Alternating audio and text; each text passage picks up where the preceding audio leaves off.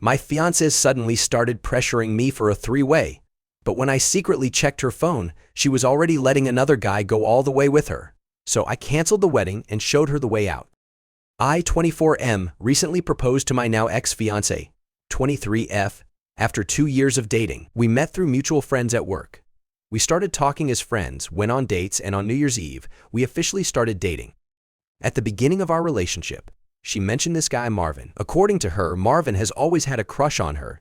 And during the first few months of our relationship, he texted her several times asking her to leave me and give him a chance. We used to talk about how pathetic this guy was and how she despised him for suggesting she would leave me for him. I must clarify, I'm nothing special. I'm a short, Asian, nerdy guy. Time went by, and after 2 years of dating, I decided to propose to her. So on New Year's Eve, I gave her the ring, and she said yes in front of her whole family. I had some money saved, she doesn't work, so I started looking for venues, catering, invitations, decor, and everything. I spent a large amount of money as her parents were not in a position to help with the expenses, and I had enough savings to handle this comfortably. One day while we were running errands, we started talking about having a three-way. We're in our 20s, so there are a lot of things we want to try. We discussed for a while how we could find someone, and she quickly said, I have someone in mind. I asked who, and she replied, Marvin. I know that was the first red flag, but I let it pass. I asked why him, and she just answered that she was physically attracted to him. I asked why she would say she hated him at first, and then choose him as her first option for a three-way. She replied it was only a one-time thing. So I told her it was okay, but we needed to talk later to set rules, limits, and I would like to talk to him personally before giving the green light. During the next couple of days, she started acting really excited, coming to me to show hotels and asking when we were going to meet with him, talking about how exciting everything was. I told her we needed to discuss things first, as it's not as easy as it sounds, and we needed to set some limits. After that, she calmed down for a day or two but then started bringing up the subject again. It reached a point where she insisted so much and brought up the topic so many times that I ended up telling her that she either needed to calm down or the three-way wasn't going to happen. She apologized and mentioned I was right, but something still didn't feel right. That afternoon, while we were taking a nap and she was sleeping, I went through her phone and found out she had been cheating on me with him for a couple of months. They had been meeting while I was at work, and she even sent him one of those kink tests you can find online to see if his kinks matched hers. To say I was furious is an understatement. She woke up while I was checking her phone and I confronted her. She started crying, saying she was sorry and that she didn't know what she was doing. I packed my things and stormed out to stay at a hotel that night. I got a call from her parents accusing me of ruining the engagement and acting like a baby, saying I was the one who brought up the topic of the three-way and that their daughter wasn't at fault. I hung up without saying anything and started canceling everything I had planned for the wedding.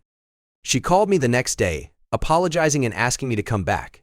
Her whole family has been sending texts telling me to man up and insisting that I was the one at fault, urging me not to break off the engagement. Am I the jerk for canceling everything? Update 2 days later. Hey guys, thanks for everyone's advice. I appreciate both the support and the mean comments. Both perspectives were helpful.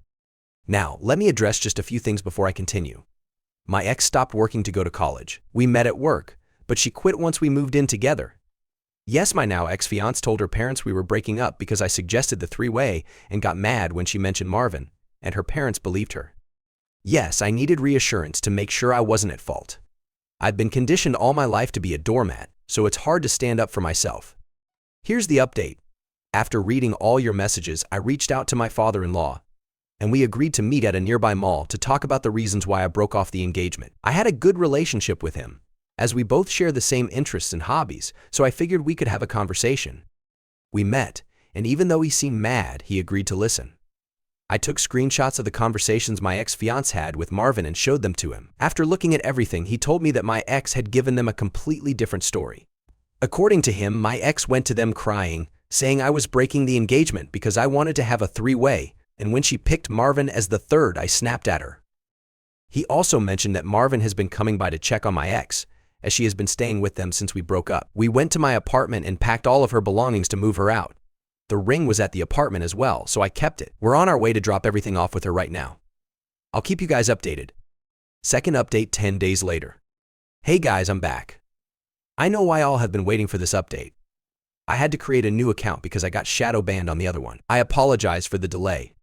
So, after picking up my ex's belongings, my father-in-law and I drove to his house. The ride there was awkward, to say the least. When we got there, we walked in, and guess who was there? Exactly. Effing Marvin. They were all in the living room. My ex looked like she'd been crying for a while, Marvin was hugging her, and my mother-in-law was sitting next to her with a box of tissues. My mother-in-law saw me enter and immediately asked my father-in-law what I was doing there. He responded, "We all need to talk about the situation," and he came to clarify some things. We all sat down, and Marvin was about to leave the room when my father-in-law said, "No, please stay. You're part of this too." Marvin sat down, but it was clear he wasn't handling things well. His right leg was bouncing, and he tried his best not to make eye contact with me or my ex. My father-in-law then started by saying that I had agreed to continue with the engagement, which made my mother-in-law and my ex smile. However, my father-in-law said I had one condition: Marvin must show him his WhatsApp conversation with my ex. At that moment, I was shocked. I was about to argue, but then I understood something. Most likely, my ex had deleted the conversation with Marvin, but there was a chance Marvin hadn't. Marvin tried to protest, but my father-in-law insisted and asked him to do this for his daughter. My ex and Marvin glanced at each other, while my mother-in-law sat silently looking at my father-in-law. Finally, Marvin stood up and left without saying anything else. My ex started crying again, but my father-in-law told her to shut up. He said I had shown him the screenshots of their conversations and that he was disappointed to have raised a cheater. My mother-in-law was in disbelief, so I showed her the screenshots too. Both of them screamed at my ex, asking how she could do something like that, especially on top of lying to their faces. In the end, my father-in-law went outside to unload her belongings in the driveway and told her to find somewhere else to stay, as she was no longer welcome there. My father-in-law apologized to me and said he would like to keep in touch to make sure I was okay. I came back home after all that happened, feeling empty, not going to lie. I think it was the adrenaline wearing off. I got one call from my ex, but I didn't answer. I blocked her number and spoke with security at my building to make sure she's trespassed if she comes by. I also posted on Facebook and Instagram about what happened and made sure to include the screenshots of the conversation, just so she can't twist the situation with friends and family. I'll be getting most of my money back after canceling the venue, catering, and other arrangements, so I'm planning to move to another state. I also got some STD tests done, and thankfully I'm clean. I'll be selling the ring to recoup some of my money as well. That's the update for now. I don't think I'll be updating anymore, but I want to thank everyone for your comments, both good and bad. Hopefully, things will start to get better from here.